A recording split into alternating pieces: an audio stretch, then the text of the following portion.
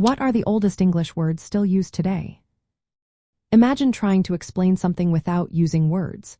Now think about how some of the words we use every day have been around for thousands of years.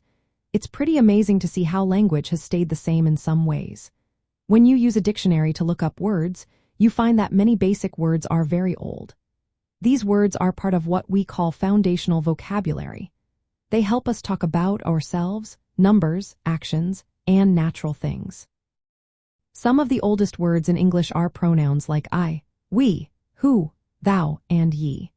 These words are essential because they help us identify ourselves and others. For example, when you say, I am happy, you are using one of the oldest words in the language. Numbers are also very old. Words like 1, 2, and 3 have been used for counting since humans first needed to keep track of things. You might say, I have 2 cats, and you are using a word that has been around for thousands of years. Basic verbs are also part of these ancient words. Words like give, pull, hear, and spit have been used for many generations. When you say, please give me that, you are using a word that has been part of language for a long time. Pull is another example, as in pull the door open. These words are simple but very important for everyday communication. Common nouns like mother, man, woman, fire, hand, worm, and ashes are also among the oldest. For example, mother is a word for a female parent and is used in many languages. It is vital for family and social bonds.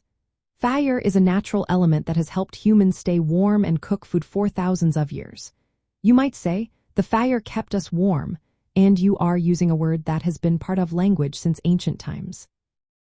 Looking at the origins of these words, many come from Old English, which was spoken over 1,000 years ago.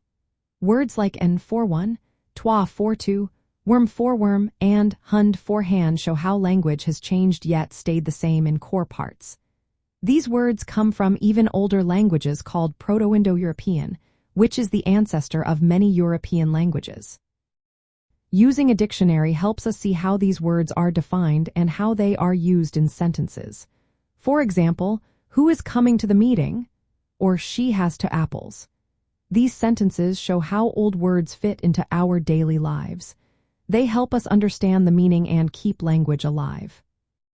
In short, some of the oldest English words are simple, everyday words related to people, actions, numbers, and natural elements. They have lasted because they describe things that are important to all humans, no matter where or when they live. These words reminded us that language is a living thing, rooted in our shared human experience.